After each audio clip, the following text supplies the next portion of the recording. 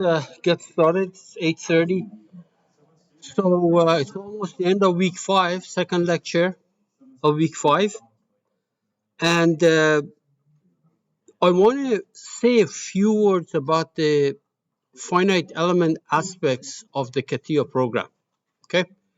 And then we move on to the new topic that we're going to be doing. It is hybrid analysis, where all kinds of elements are present. CATIA actually hit the market back in 1980, something around then. And at that time, it was pretty much it was a French code. It was used by some company, aerospace company in France. It's still a very top-notch CAD package, okay, but not a finite element package. In fact, what was buried in CATIA about 25 years ago, maybe 25 years ago, was a French code called Elfini. Elfini, Element Fini, finite elements. Very limited. They haven't done anything to that for the last 25, 30 years. It's the same pretty much old thing that was there 30 years ago. And it was not really intended for heavy-duty finite element analysis. It was really good for designers. Designers mean not necessarily even engineers who actually knew how to do very complicated thing in CATIA, and then put some material on it, clamp this, clamp that, put a load there, and look at the stresses and say the stresses are below this, report it to the design engineer. It is still the same code. And this is why they realized, the company who basically brought up these, realized that in order to stay competitive, they had to get a better FEA package, okay? So they bought another company in the States who actually owned and developed a state-of-the-art finite element technology called Abacus. Abacus is a well-known FEA package, and there are other ones too. So they took that, and we have a lot of Abacus users at Windsor and other places, but they don't use CATIA. Okay, so if they have a complicated geometry, they do it in some other package, create it in some other package, so like CATIA, SolidWorks, other things, and then as a dumb solid, send it to the Abacus program. That's the way it works. It works now. But Dassault System, who owns all of these things, SolidWorks, Abacus, CATIA, and a few other stuff, they decided to create a platform called 3D Experience Platform. I'll show you that tomorrow. No, next week. I'll show you that next week. Buried in it is the CATIA program. Exactly the same stuff, but completely different icons. There is no way that you look at that and say this is CATIA. It's not like that. But everything is the same. The icons look different. The colors look different. You can't move the things around, toolbars around anymore. Anyway, buried in it is the CATIA program. So if you're a CATIA, familiar with CATIA, it may take maybe 1 day, 2 days to run whatever is on 3D Experience. They also put there as the solver, FEA solver, default FEA solver, not Elfini, this is all scrap, but the Abacus program. So there's a problem, because if you're an Abacus user, you know what's going on. But if you're a CATIA user, having used the stuff that we're doing now, this is all gone, okay? So anyway, we'll talk about these. I'll show you these things next week, okay? Now, among other things that CATIA cannot do, the FEA module in CATIA cannot do is nonlinearities, material nonlinearities. If you have anything beyond the stress strain curve being linear, the stuff that you did in your stress analysis course, you do in your undergraduate studies, you can't do with CATIA. Material has to be linearly elastic. The strains must be extremely small. That means the kind of thing that you do in DefBots and stress analysis. That's what you do in undergraduate days. Okay? You don't leave large deformation, large strain. You take a rubber band and pull it, apply load on it, pull it up to the point where it's a tiny little strain. No, you can do it with CATIA. As soon as it kind of stretches, that's all bets are off. So small strains, small displacement and rotations. Okay? Those you can do it with CATIA. These are the main limitations of CATIA, and that makes it very limited. It's only for preliminary design. Preliminary design. And elements. The elements that you have in CATIA in the generative structure analysis, you know what it is. It's this pyramid-like things. Okay? If you want to do anything fancier, you have to go to the advanced machine tools. Okay? So, here is basically what we're going to do today. First, let me remind you what solid elements in CATIA are. The only ones that you can use are the top two. If you want to use the bottom ones and the one on the right, which is a collapsed version of these Breck elements, Hex element. Hex means like a Breck. It has 8 sides, basically, 8 faces. Now, you don't have 8 faces, you have 4 faces, either linear or parabolic. You want to do these, you have to go somewhere else in the advanced machine tool. Anyway, these are the only things that are available in CATIA.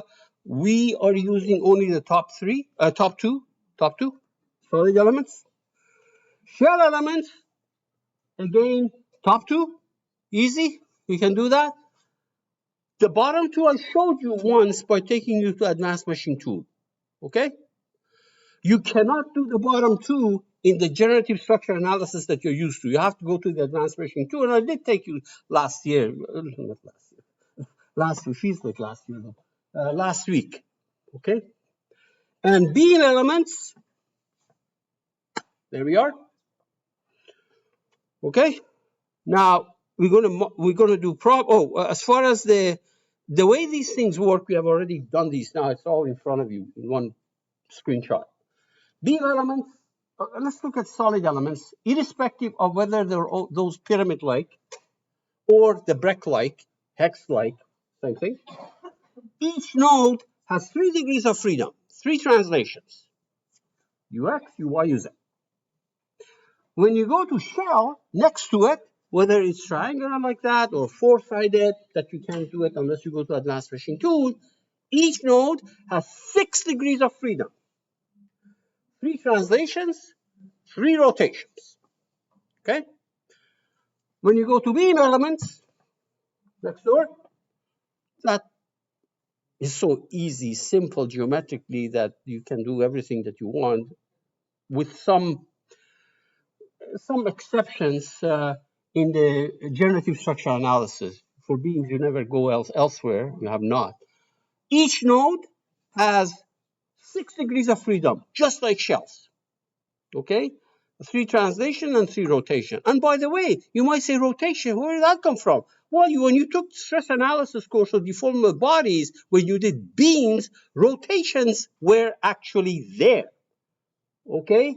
So I'm just letting you know this is nothing new. When you did stress analysis, deformable bodies 1, rotation for beam was natural. It came about. Any questions? Okay. So we're going to go to chapter 19. This is where you saw that guy on the left. Immediately, you should realize that this has to be done as a combination of different elements. When you say something like that, do not jump and make this model and do it with solid elements. Okay? These vertical lines, these vertical supports, we're going to do it with beam elements. You can see there on the right-hand side, vertical lines. That thin, flat, it's not a sheet. We're going to model it as a sheet with shell elements. You see it over there. And of course, you have something bulky there. Some of you may be may decide adventurously to go and model this guy, this solid object, as a beam, make sure you do it right. I'm not teaching you that. And I'm gonna review it to see whether you did it correctly or not. But you see that you have to model the solid elements. Okay? Now, you have two possibilities. Make this entire thing in a single part. That's option number one. Okay? And I'll show you how to do that. Or make several parts. For example, that sheet, you can make it as a separate part. That cylinder as a separate part. Those lines, either both of them at the same time in one part, or two parts. The point is that you can make this thing as 4 parts, for example, bring it into an assembly, and start from that point on. It is not necessary, but I don't have a control over how you're going to do that. The way I'm going to start right now, and my expectation is that most people we're going to do this thing as a single part, as opposed to creating 4 parts. In fact, creating 4 parts makes sense because you go and buy these things, right? You go and buy these things and then bring it and put it together. It is 4 parts, but we can solve it as a single part. Okay? Are there any questions? All right. So obviously, anything that we do is recorded this year and posted, homework, etc. But if you go and check, for example, the stuff from last year, I don't know, homework or the midterm, I might have done both of them, okay? But remember, that says summer of 2021, okay? It's not summer of 2022. So we'll see how it goes. I see a lot of traffic to the stuff on summer of 2021 for lectures and for things, which is good. At least maybe I missed something here, etc. But 2021 stuff was different. Lectures are different, problems are different, some of them. So, okay, I'm going to totally ignore dimensions here, and I'm going to create this part for you, single part, initially, with some made-up dimensions, except that I usually put some dimension there so that I know exactly, I know roughly what these sizes are. So let's hypothetically say, how about the length of this thing being, I don't know, maybe, actually the diameter. How about the diameter of that solid cylinder being 10 inches? Okay, I'll make that diameter 10 inches. It's about 25 centimeters. Yeah, why not? Okay, so let's get to this. Because I told you that I'm going to try it as a single part, I'm going to close that. You can still work there, single part, but you're on your own. If it doesn't, you run into problems. Right here. Say okay. Immediately I save it. File, save management, save as, desktop, new folder, 830, single part. How about that? Because if there is time, I'll come back and do this thing as an assembly. Single part. Okay. Go there, go there, go there. All right. Now, I want to make this solid cylinder, so I'm going to go to part design. This is generative shape design. I don't want to be there. So I'm going to switch to part design. On that horizontal plane, I will sketch. I said a circle diameter 10 inches. Okay, so let's do that.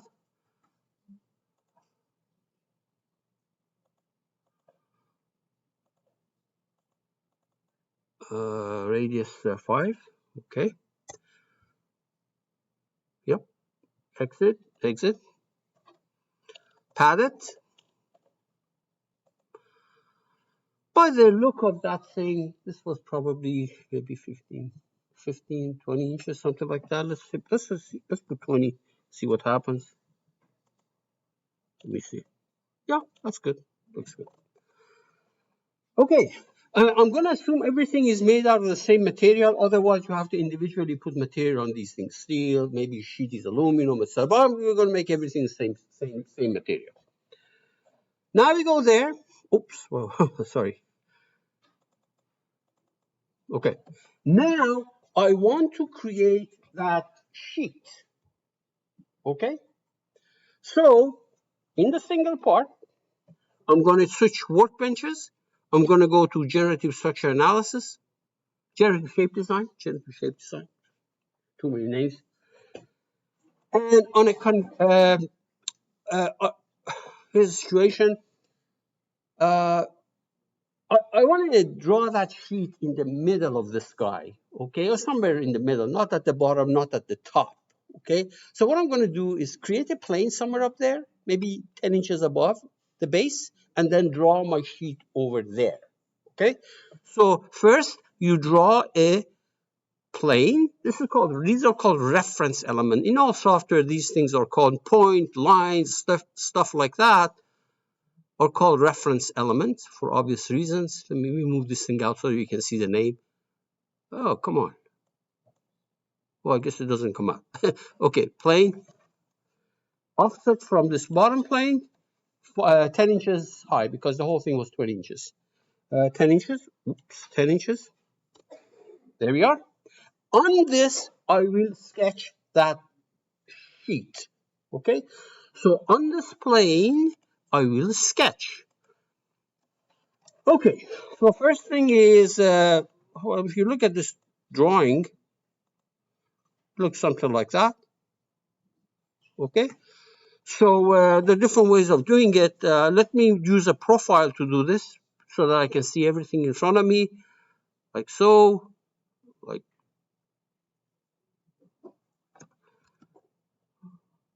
let me delete this, try it again.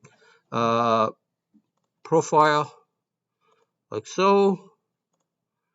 Don't worry about being very precise because you can always go ahead and fix these things, and you should really. Okay, first of all, this, let me make this control that, control this, symmetric. There we are. And let me move this thing, let me move this whole thing. Because this was not tangent to that, so let's clean it up. This, control that, tangent. Okay, I wanted to move the whole thing to the left a little bit. So let me see. This is what I did. I selected this and moved it like that, but that's really not what I wanted to do. Okay, this, control that. I'm going to make it concentric. Oh, cancel. Okay, let's put some dimensions here. First of all, clean this up so that this doesn't change. So let's make this thing 16, 20. Okay, so let me put a distance between this and that, dimension between this point and this point. Let me make it, when I made it 0, it collapsed. So let's try it again. Try it again. No, because already something is dimensioned.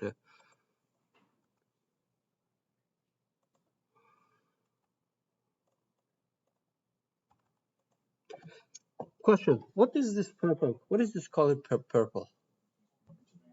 Over constrained. Good multiple choice question.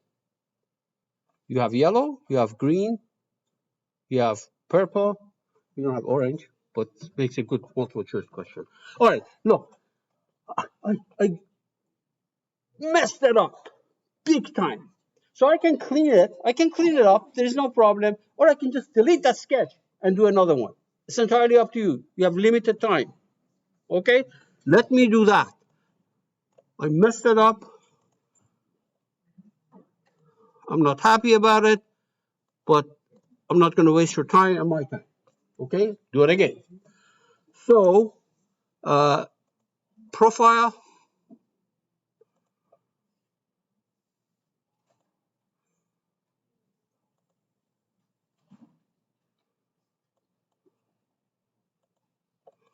Okay.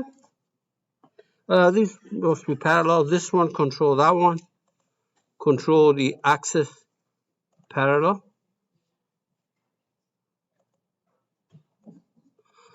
You can spend all the time you want and do this thing, fix it. That's fine. But there we are. Exit. Now, you might say, why don't you do the hole?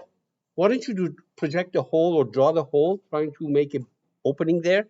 You'll see why in a second. This is the border of my sketch. I want to put a surface on that. And that can be done. What are the type of surfaces that we have created? We have created extrude. You draw something and then some curve, extrude in a certain direction.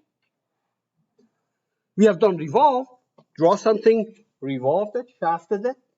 Okay. There's another one that if you have the closed curve, if you have a closed curve like that, you can put a surface through it. It's called boundary. Look at the ways of making surfaces right there. You see that? You have done extrude and revolve. They were in the same thing. This one is a boundary. As long as you have a closed curve, you can do that. If I had a hole in there, it will not do this. You cannot put a surface through something that has a little piece inside of it. Okay. Now, I want that opening there. So now I'm going to project that top circle into his face and split it. Okay. So on that face, I will sketch. I want to sketch a circle that size, so why don't I project that? There we are. And I want to exit. And now if it's bothering you, I'm going to hide that. And there we are. You see that? Now I can use a split. If I had this thing sitting there in the sketch, I would not even be able to put a surface through that closed curve. But anyway, we can do the split. And always read this thing carefully. Element to cut. Cutting element. And which side you want to pick, inside or outside. This is what I want. And we say, okay. Now the other guy is in hiding, so let's bring it up. Very good. So there is a hole that this thing goes through. Then I want to draw these lines, these supports at the top and the bottom. By the way, I am not using any planes of symmetry the way I'm doing it right now. On the test, you have to use plane of symmetry because that surface is pressurized. The bottom of the cylinder is clamped. The top of the bars are clamped. So there is a middle plane of symmetry. You have to do half of this, just half of that. You can either split it now, or you could have created it as half the model. Entirely up to you. But I'm not using any planes of symmetry right now. Good. So I want to create a point, a line here. I want to create a line here going up. So here's a line. And there are different ways of doing it. Point and direction. Because I know that corner point and I want a height, given height. So let me select this point. And in the direction Z, by some amount, I don't know, let's make it 10 inches, 5 inches, 10 inches. Yeah, okay, 10 inches. Preview right there. Make it taller, 20 inches. Preview. Okay, there's my line. You can do exactly the same thing on the other side, or you can probably reflect this too, but I don't know. The problem is that you don't have a mirror, for example. In one of these workbenches, you don't have the mirror. You know, don't waste the time. Just go ahead and do it again. Up there, and this is no point. What am I doing here? Cancel. I want a line. Cancel. Cancel. I want a line. Point and direction. This is my point. Direction is Z. 20 inches. And there we are. Okay. Make everything out of steel. There's only single part here. So let's go ahead and apply material to it. Metal, steel on that part. We say okay. And immediately save everything. Good. This is it. As far as making the model is concerned, this is it. So now I'm going to go to generative structure analysis. So we go to start, generative structure analysis. You probably go through the menu, analysis and simulation, and then generative structure analysis, or advanced machine tool, whichever. And notice that the familiar thing pops up, static analysis, what we're going to do. And the only thing that is going to get meshed is that solid cylindrical object. Because CATIA, by default, if it sees a solid, it's going to mesh it. Let me change the rendering here. There we are. If you say show me the mesh, it will show you the mesh, but it's only the cylinder that's going to show you that cylindrical object, which I'm not going to bother showing you the mesh. Now, to do anything else, beam elements, shell elements, you have to do. Okay, so let's do the shell first. So let's go ahead and do the shell element right there. You select the surface. There we are. You see that? That green thing in the middle, that's a shell element. It doesn't have any depth. For now, let me make it parallel, parabolic. Let me also make the size a little bit smaller, maybe 1. Okay. Oh yeah. Okay. So let's look at our mesh. We'll see both of them, the solid ones and the shell ones. That's an overkill for that shell, but that's okay. The lines, it hasn't done anything to it yet. We have to do that. So deactivate this mesh. Okay. Let's put a thickness on this mesh also. There is the 2D property, thickness. See that? Thickness. You click on it. You select that. Since all the stuff that I use is my own dimensions that I made up, I might as well make the thickness of the shell also. So imagine this whole thing is 20 inches long. So, I mean, let's say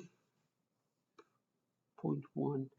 Default is 0.1 is about 2 millimeters steel, right? Steel sheet. Okay, why not? Some software allow you to see the thickness of this shell as a three-dimensional object, how thick it is compared to the rest of the structure. CATIA won't let you do that, okay?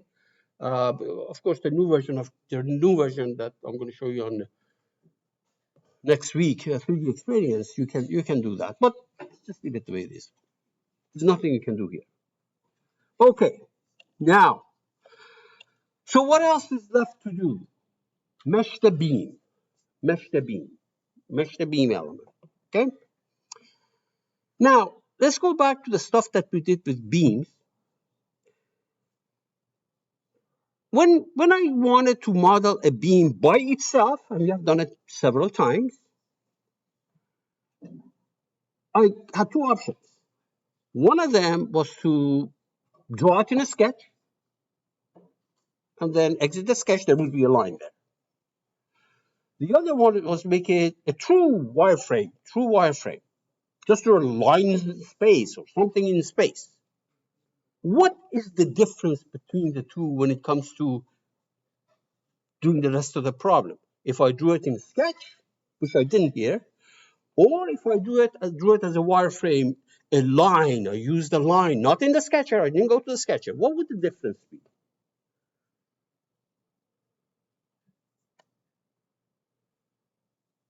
What would the difference have been if I had done this line in sketch that I could have done it, or this line in space as I did it now?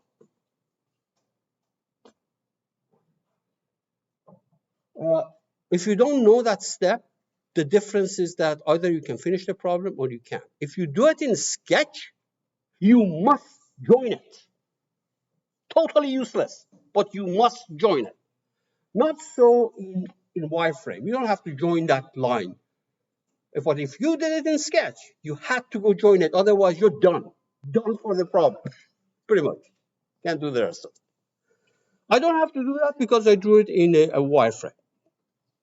Okay, so let's see. Let's try to mesh that line. Beam element. If I had done this in sketch without joining, I would not even be able to pick it. Let's pick it. Okay, it says element size 1 inch. So when you think about 10 elements through the length of this bar, it's fine, no problem. You cannot select it simultaneously. You have to do it one at a time. So we say, okay, another one over there. But believe me, the mesh has been created. If you look at your tree, you can see that there's two one-dimensional beam elements. They were, as soon as I did this, it created it. Now I have to say, what is the cross-section of this beam? The drawing looks like that, so might as well stick to the drawing. If it's circular, don't worry about it. You don't need the orientation point. Just say it's a circle, here's the radius, etc. But if it's to be a triangle, if it's to be anything but a circle or a tube, basically, you have to specify the orientation point. I will do that. I want to make, on purpose, I want to make a bar element or beam element like that.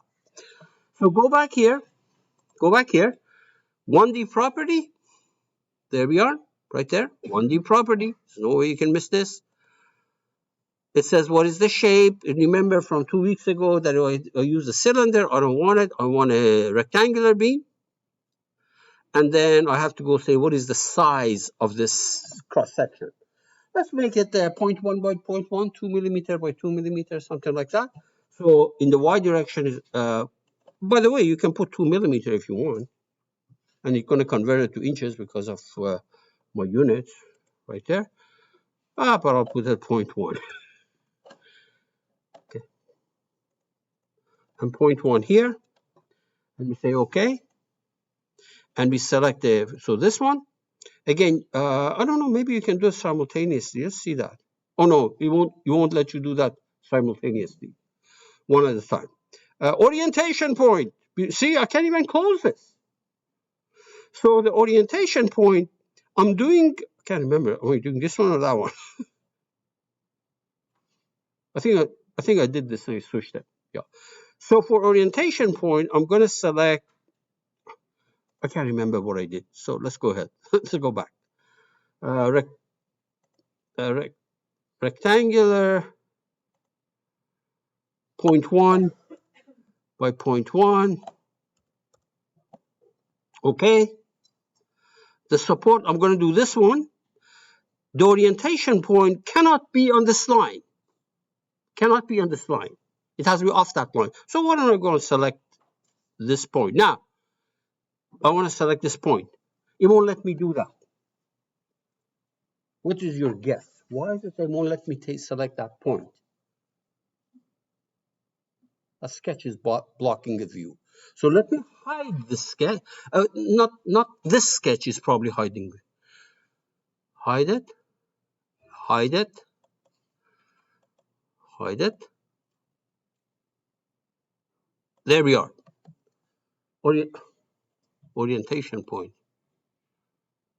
There. That sketch probably was blocking it. You might say, why did you pick this guy as the orientation point? How did you know that? Let me remind you what the idea behind orientation point was. From that point, you drop the perpendicular to the line. That's why the point cannot be on the line. You drop a perpendicular. That is the direction Y, and perpendicular to it is Z. So you can see that this thing would work. If I had selected a random point here, for example, on that sketch, drop a perpendicular line, Y and Z, you see that it'll give you a beam, but the cross-section is rotated by some amount. But because it's way on the other side, there we are. Okay, let's do it. Where is my rectangle? The rectangle. Why can I not see it? It must be somewhere here. But it's so small that I cannot see it. Right there. I could have made it bigger for you so that you could actually see it. Because this is 10 inches, I made 0.1, can't even see the damn thing. It's there. And I do the same thing with the other guy. Okay. All right, so let's go ahead and do it again. 1D property on this one, and the orientation is going to be that guy. Dimensions are the same. These are the same thing that they did for the earlier beam. 0.1 by 0.1. I haven't changed these, so it's going to stay where it is. And we say OK, and we are good. So can I see all the elements? Sure, right there. There we are. Shell element, solid element, beam elements. Excellent. So let's deactivate this. The reason that this other guy is not showing because I hit it. Okay, good. So the bottom of this is clamped. The bottom of this is clamped. That's what the problem says. The bottom face, circular face is clamped. I could have done the edge, but it's not my problem. You're solving your own problem. I said face. The bottom face is clamped. Okay. And I can do it also at these simultaneously, but yeah. Okay, I'll put it there, and I put it there. The bottom is there. These things are also, you can see that the clamps are there. Okay, good. So, yeah, all three of them. Now I'm going to put a pressure here on that face. So apply pressure on that face and the 100 psi. Just think about it, 100 psi. Let's find out how much load I'm putting there. This thing was, if I'm not mistaken, was about 10 inches by maybe, let's think about it, 10 inches by 5 inches, something like that. So that is 50 times 100 psi. That's 5,000 pounds. I'm just letting you know. Sometimes you better think about these. It's a little bit less because that area is not quite a rectangle. But if it was a rectangle, it would be 5,000 pounds. So let's say 4,000 pounds, something like that. 3,000 pounds. 3,000 pounds is 1.5 ton. Okay, it's almost the weight of a car. Sedan, small sedan. And remember, this is steel. Okay, I understand that. But it was 1 inch, 0.1 inch thick. So just be aware of these things. I'll give you numbers. They may be totally useless because the stresses may be so high that material is not going to be linear elastic. That's okay. Let's save it. Save the analysis. File, save management, analysis, save as. Same folder, 830, single part, analysis 1, okay. And let's run it.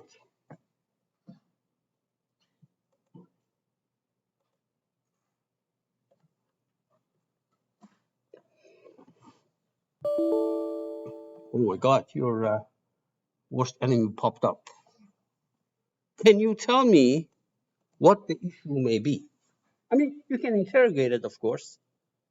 You can say, show me the deflection. Yeah, I'm going to do the deflection, but I want to see whether somebody can give me an answer. What is the issue here? It didn't run, right? So, any suggestions? Yes. No interaction between the plate and absolutely, absolutely. Okay. Yeah. So let's look at it. Katia can tell us sometimes. It's not always. It's not always necessarily either right or. Well, I can see that. There is no interaction between anything. So first of all, you have to say, you have to read what I'm asking you to do to finish this problem. Suppose the plate is welded, perfectly bonded, welded, okay, to the cylinder. Now you might say, well, can I not just take this plate and loosely put it in there instead of perfectly bonded? And common sense tells you that if you put it there loosely without welding it, after you pressurize it, this is going to go down. Eventually, hit the cylinder, and it's going to stop. You cannot do that with CATIA. Can I do it with other software? Yes. Some other software, yes. CATIA is not a finite element software. Buried in it is a very rudimentary, backward finite element module, which is okay for this course. Okay? So if I took this plate and loosely stuck it in there and pressurized it, it'll go a little bit down, then it hits the wall of the cylinder, and it stops. But you cannot do that in CATIA. That's why I have to tell you that these are welded together. Okay? And there are different ways of doing it. For example, you can say, take the edge of the plate, that circular plate, that circular hole, and the surface of the cylinder, fasten it. So you create a connection. Okay, let's do that. Let me deactivate this with this thing in front of you. By the way, look, many people can do it. Some people cannot do it. Okay? Those some people cannot do it, or they're not here, or they don't bother watching whatever we do in the lecture. And they want to chew everything the last minute, maybe 2 days before the test, and you start watching from lecture 1 all the way to lecture, I don't know, whatever it is. It's those people who cannot finish it, those people who automatically lose 35 marks for, not 35 marks, 35% for that problem. Okay? I'm just letting you know. All right, so connection. All right, you can use this surface and that surface. That's a possibility. Or you can use the edge of this, which I cannot select now because of that probably projection thingy, and the face. Up to you. Both are correct. I don't care. So let me do this.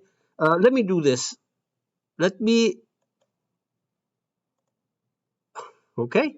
So first component, the edge of this shell.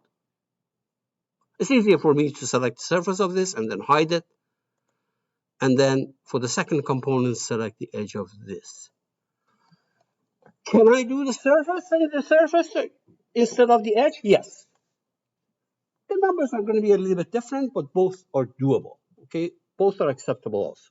I did edge because of the, maybe in the homework, not the homework, in the book it says edge. Now this is fastened. If you say contact, it's totally useless, meaningless. Contact is between two surfaces. Okay, and you might say that if I had selected that surface and this surface, would that work? No, it won't work. You can try. It won't work. Fasten. So we go here. We know where fastened is. Right there. Fasten, connection property. There's a little white dot here. You want to pick it from there or in your connections. There we are. I noticed it did put some kind of a fastener sign here, which is fine. All right. Let's do it. Run it. And if we fail again, you'll see why. Hopefully you have a feeling for it. Oh, really? Oh, no, it didn't fail, but it's garbage. Because these beams are hanging from the ceiling. They're doing nothing. You put the pressure on that face, pulls the thing down, but there is no connection between them. So it ran, but it's garbage. At least you get your 35%. You don't lose the 35%. It's something ran, something relevant ran. Okay, but you lose marks on the other things. Obviously, connection's not good enough. So guess what? We can do exactly the same logic. The bottom of this beam is connected to the corner of that sheet on both sides, and perfectly bonded, perfectly welded, fastened, right? Okay, let's try it. Deactivate this. Deactivate that. Okay, let's go ahead and do it. So we need a connection between the end of this beam. So let me hide that surface for you. First component, the end of this beam, this line. Hide this. Bring that guy into the show mode. There we are. And second component is that corner point. Now, if you cannot pick it, it's because of that white thingy. Hide that white thingy. And you can do that from either from that connection. See that was a connection, right? I can hide this from here. Let me put the let me see if hiding this thing will work. Yeah, right there. There. So it creates a vertex to vertex connection. And we're going to call this thing fastened, right? Good. But let me do the other side also. You have to do it as a separate connection. So we say, okay, let's do another one. Let me hide this. First component, the bottom of this. Second component, let me bring this thing into the show mode and hide my line. And once again, it won't let me select that guy. Just hide that last connection, the one that you're doing now. And now I can select it. It's a nuisance, but that's how it works. So I created these last two connections. These last two connections is precisely between the lines and those corners. Fastened, right? And it makes sense. Perfectly welded together. You took a welding gun, torch, and then welded these two pieces together. Great. So let's do it. It was right here. We did it a minute ago, and then we try to select this, one of them, and you get that message. What does it say? This connection cannot connect 2 points. Fastened does not work for point to point.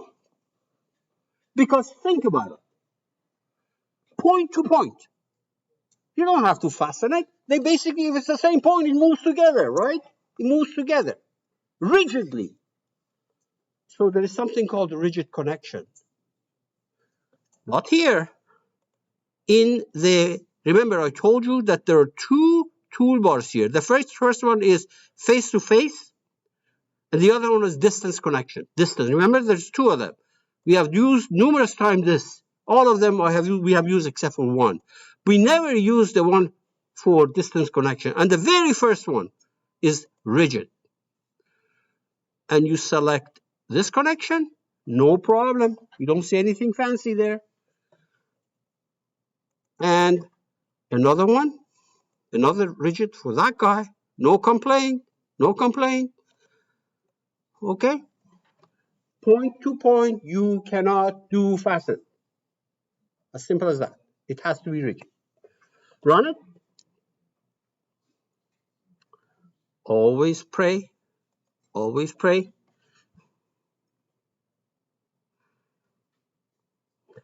Work all the time.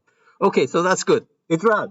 I don't know. Running doesn't mean it's right. I just showed you one where the bar was not connected to the sheet. It ran, but it's just not the problem that I want. So let's look at the deflection first. There we are. Okay. Average ISO. Material shading. Good. And you know what? I want to see my elements too. I like to see my elements. There we are. A couple of things. Your first reaction may be that, what? I pressurize this from the top, or I go up. Because remember, when you put a pressure, it can be going like that, or it can be going like that. Okay? For us, the way to fix it, just reverse the sign. There is a system behind it. It's not random. There's a system behind it. We don't worry about it. If it goes in the wrong direction, that 100 psi that I put there, make it 100 psi, and hopefully that will give you something that you like. So let's go to the pressure that I put in there. We're almost done. Where is the load? Right there. Pressure. Okay, and you can actually see that if you paid attention to this thing when you were doing it, you can see that the pressure is acting in that direction, opposite direction. And as I said, this is not random. There is a way to do these things in a systematic way, but for us, it's just flip it and run it. This time will go down. The heat will go down. Okay, so let's look at the translation. Okay, good. It did go down.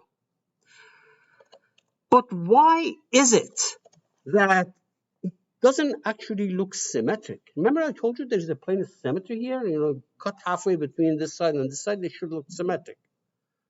That's because you're looking at it from an angle. Let's look at the front view. It better be symmetric. There we are. It has to be symmetric. If what I said is right, it has to be symmetric. Now, why did these beams actually bend like that? Imagine you bought this thing and brought it from Canadian Tire, put it together, welded this thing to that thing, welded the edge of the kind of, well, the beam to this somehow, and then loaded it. Will that come directly down? Well, if instead of a weld you put a hook there, this becomes actually a cable, not a beam. Right now, because we made it rigid, and that point on the shell is actually rotating, it takes the guy with it because we made a rigid connection. Whatever the shell does, this also does the same thing, bends.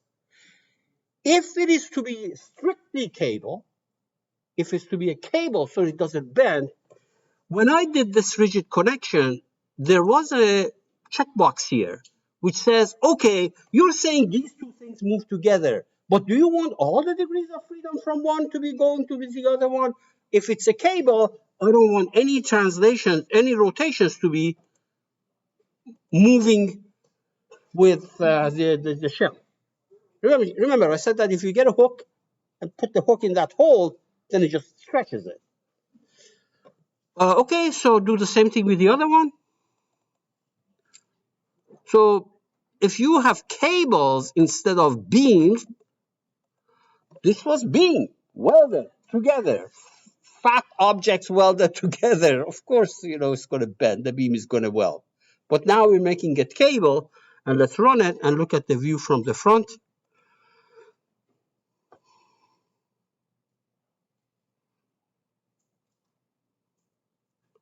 Okay, right click, activate. There we are. Front view. The beam is acting as a cable, just stretches.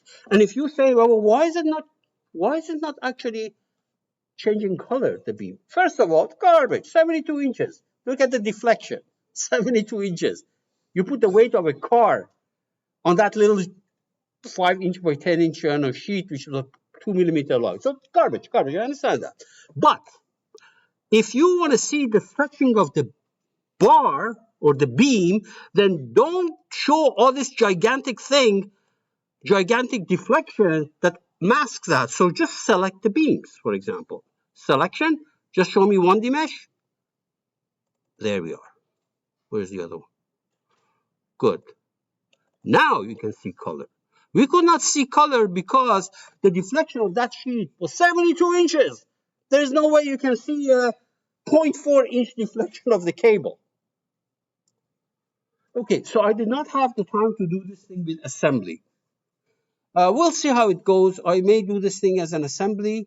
If not, I might make a video and leave it there, or maybe actually on last year's, so I'll get to that. This can be done as a part or as an assembly. I just did the part for you. Any questions, folks? Yes. Yes. Very good. On the sheet, right? Symmetry from the sheet. Remember, one thing we know: if this was cut like that, it doesn't move this way. If this is direction, for example, y, no displacement in y, rotation z, rotation x 0. Because what? Sorry. Yes. Yes. You have to have no choice with beams and shells. You have to use user-defined string. Okay. Stop this.